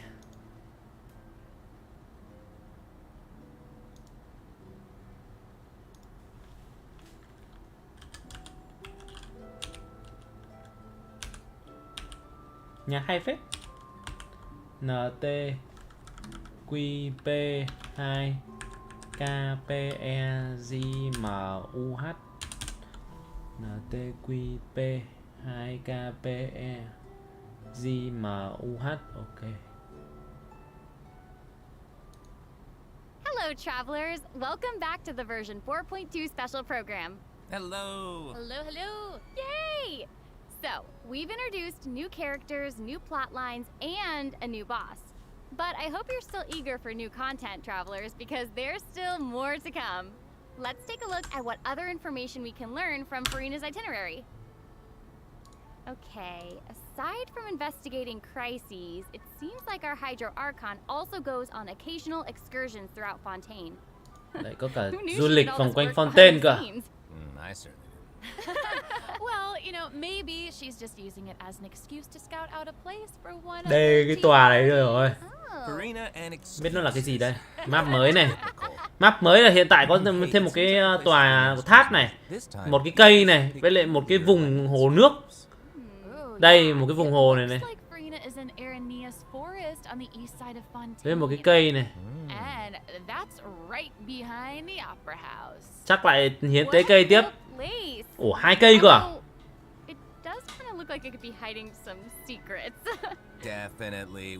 Chính ra ở vương quốc nào cũng có cây nhỉ anh em nhỉ?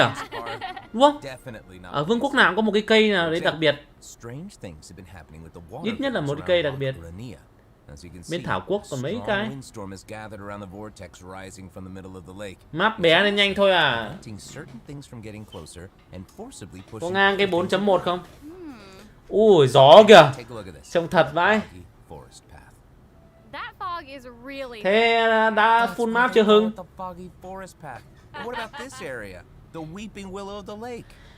Dạo này anh quên, anh không để ý đến nỗi mà anh hết thẻ tháng bên Genshin lúc nào không biết luôn đó.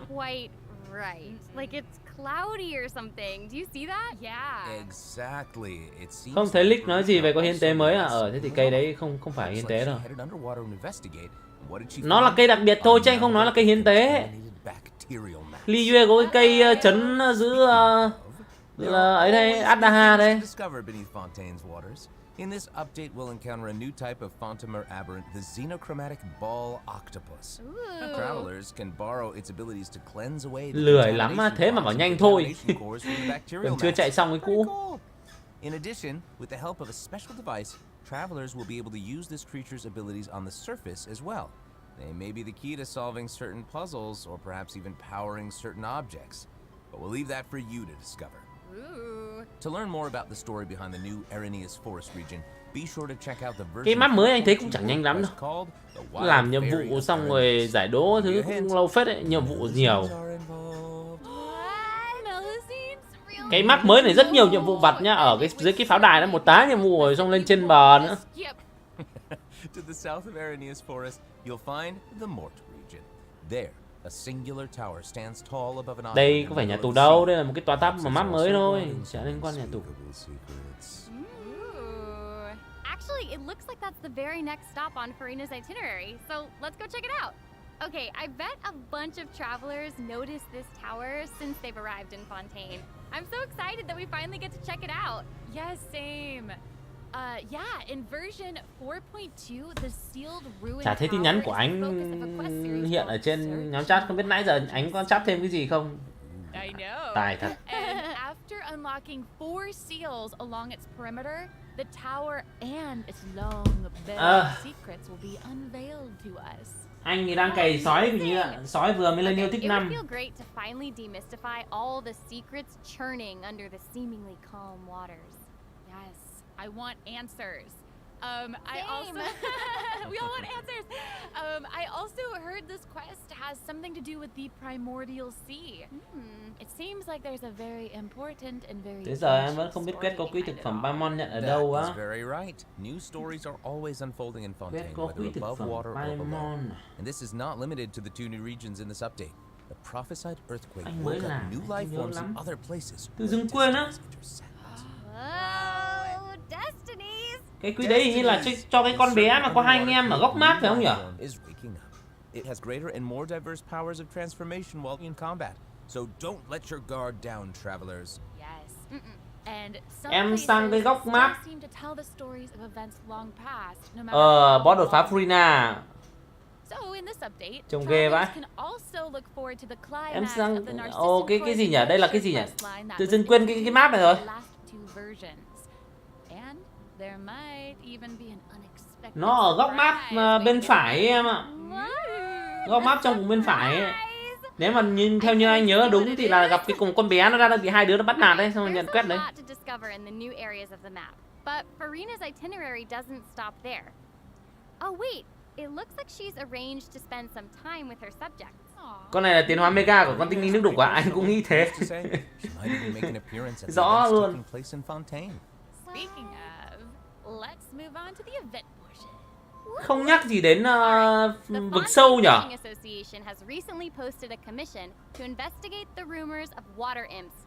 Từ 4 chấm đến giờ là không thấy nhắc đến vực sâu đúng không? Oh, and Fremine seems to be involved. That little clockwork penguin next to him must be one of his. Ôi, được tặng một Freminet nè. It doesn't look like pear. Đừng nói là Quỳnh Như chưa có Freminet nhá. The name comes from a Fontanian fairy tale that describes a terrifying creature that lives underwater. Adults would use the story to keep children away from the shore. As the story goes, children who play by the water are food for Thelxie to devour. Vãi, chưa có thật á? Thế là trước không đôn à? Ảo nhỉ. Hên nhá, thế là cái phiên bản này có hẳn 300 cái yêu thích nhá. Anh xong Freminet hết rồi, anh còn up lên rồi. There must be some other reason. Wait. Hey, does this event also Dance Slave còn lâu, Dance Slave thì phải 2 năm nữa. 2 năm nữa hết cái băng quốc xong rồi thiên không, lúc đấy chắc là Dance Slave sẽ ra mắt. Chắc đập nhau thiên không. We'll repair the penguin by fixing its circuits and reconnecting the motherboard. In return, the little guy nhiều người đấy, nhiều người thích để lấy C6 Dance Slave chơi nối này. Trông đáng yêu phết. Shells, corals and other items which can be used to outfit our little friend with weapons and equipment. Which brings us to the second stage of the event, using an echoing conch to search underwater and find the items that we need for them. Frenet, C5 roll cái gì mà ra tận C5 Frenet. Freminet à. Nhưng mà anh nhớ là Quỳnh Như có ấy mà nhỉ? Anh tưởng banner Freminet đi cùng với lại Neuvillette. Well, it seems like the perfect opportunity for our little penguin buddy to shine. Exactly. In the third stage of the event, the clockwork penguin will help us defeat monsters lurking around a specific domain and obtain any treasures that they may be guarding. Of course, the clockwork penguin will provide different buffs in each battle to help travelers emerge victorious. Wow. Now, as for the story behind these battles, travelers đi cùng banner với chiêu ré và rông đi à thế hả? Let's see. After helping the penguin, the next item on the itinerary. Run kiểu gì mà anh được một con nhỉ? Oh, the cute little fungi are back. Cool. Hania, a friend we met in Sumeru, has arrived in Fontaine to promote Lil Fungi's fantastic fiesta. Trời, lại nấm lửa đánh nấm quỷ đánh nhau nữa hả? Fun, guys. I think I recognize some familiar faces. Fungo Head, it's time to shine! Yay! Travelers may notice some differences in this update's fungi event. Thật đấy, nấm quỷ The gameplay has also been optimized. xâm chiếm Fontaine à? Vậy. This time, we'll have the opportunity to challenge a whole host of powerful monsters. Awesome. Travelers will be able to command a variety of fungi, adjusting their movement to target different enemies. Framinet chơi cũng được á. Dễ chơi. Đam vật lý khỏe phết, có tăng tốc đánh. Yeah. Travelers will hopefully enjoy playing with the fungi more. Băng nên là dễ nhét support lôi vào. Chứ nếu mà đam vật lý lôi thì hơi khó.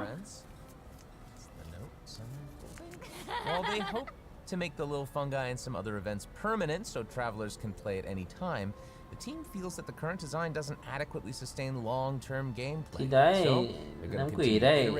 Lúc đầu thấy hay nhưng mà sau nó cứ kéo đi kéo lại thấy buồn ngủ. Interesting content that is relevant to the overall game. Thanks, Debs. Yeah, thanks. All right. Okay, let's take a look at what else Furina's itinerary has in store. Oh, it's the Graph Adversarial Technology Experiment Log. I'm more than ready to fight some adversaries. Let me at 'em! I wish I could, but it doesn't actually involve fighting. A researcher obsessed with graph adversarial technology has made great contributions to the study of counter-criminal image recognition. She believes that her research can help her achieve great success. But her scholarly responsibilities make it difficult for her to collect the field samples that she needs. I'm guessing this is where the Traveler comes in. Okay, you're not wrong. But Pauline's request is actually pretty reasonable. To receive rewards, simply mấy cái phiên bản đầu lúc nào chả thế. Đợi đến cuối nó mới chán. Mấy phiên bản cuối thì chả có gì. You can also exchange these samples with your friends. You might be able to find useful references for the samples that you need to collect in the Adventure Archive. At the end of the quest, travelers will receive a special gift from Pauline. Ooh. That's right. It's the zoom lens we mentioned during Charlotte's character introduction. Oh, how fun. To use it, just equip the camera and activate the zoom lens in your inventory. The zoom lens can be attached to all cameras obtained in the game up to this point.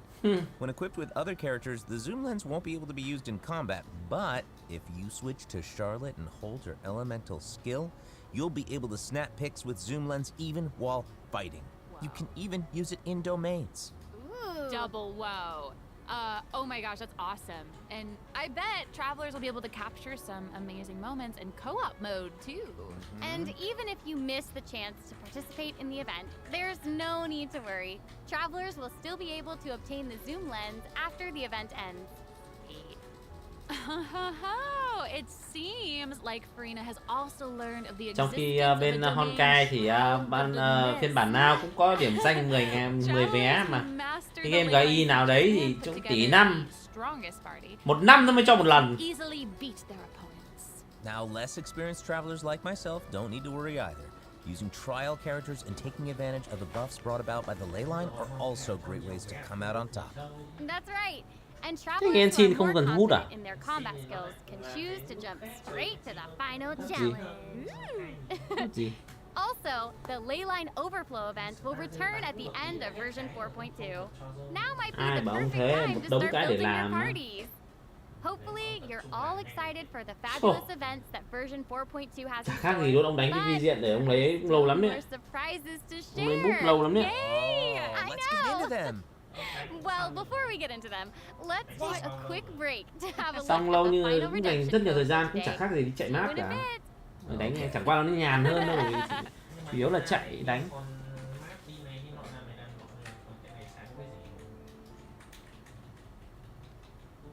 Code 3 này.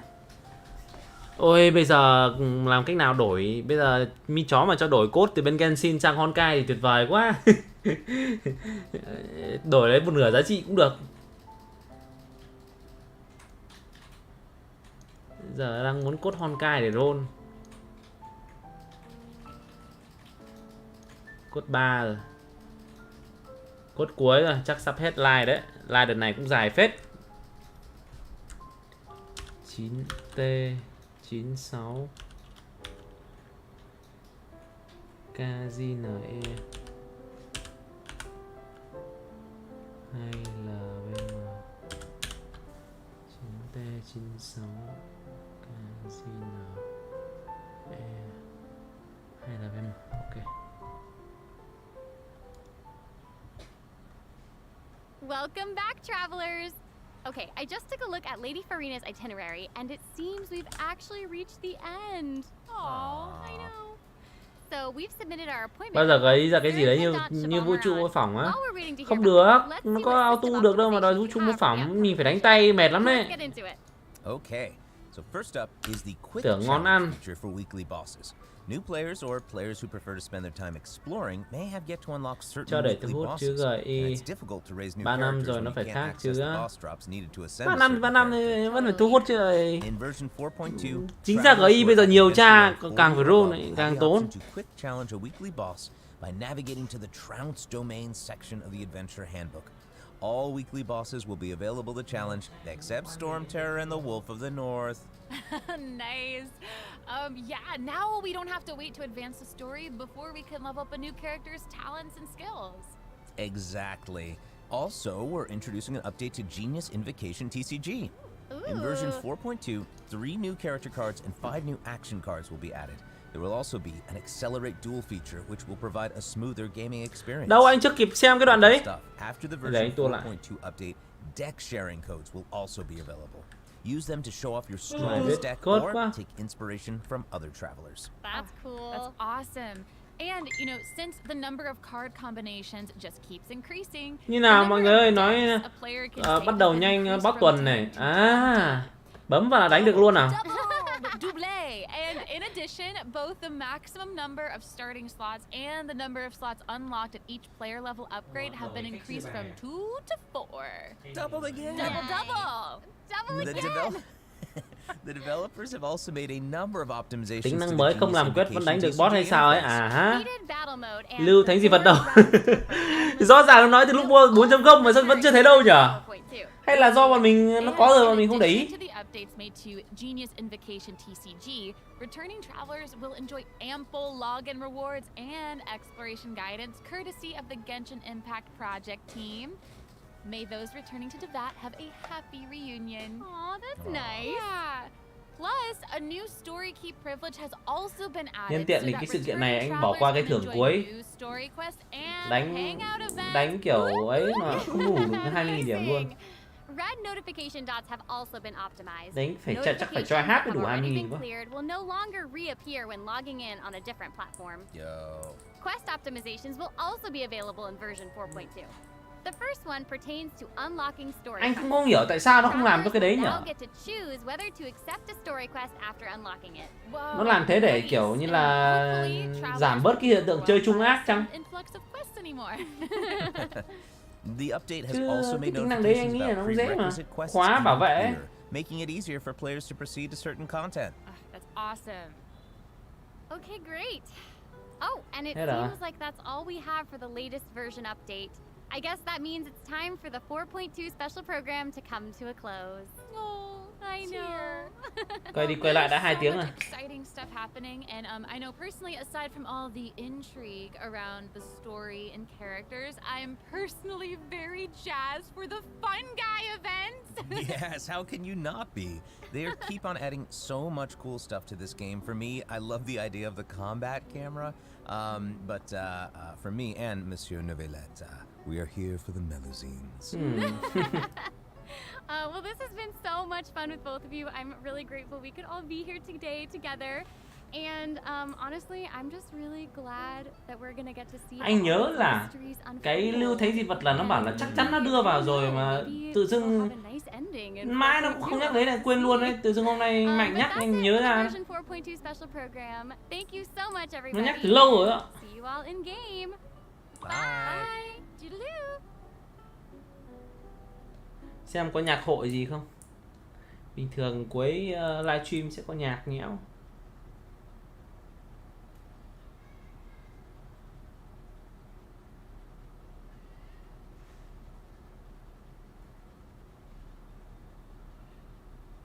Cuối bản 4 thì buồn cười. Chả biết có chờ đến lúc đấy không. Ô hình như hết rồi sao á. Lần này không có nhạc à? Lần này không có nhạc luôn.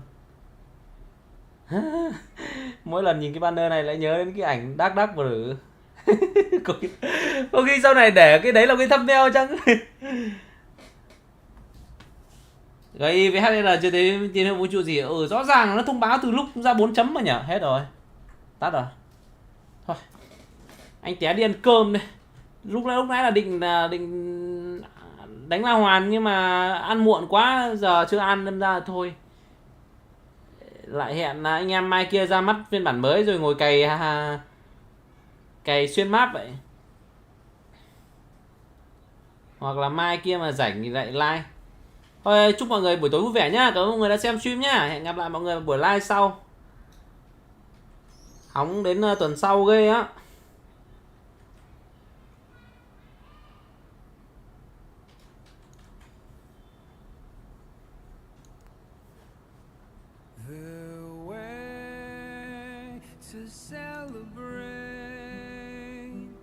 I'll be waiting till we make it the day to celebrate.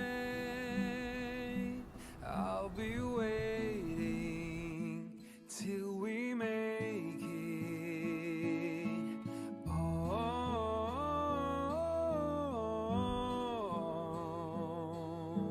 we will see. Come with me, take the journey on.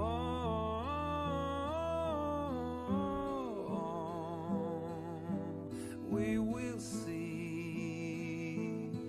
Come with me, take the journey.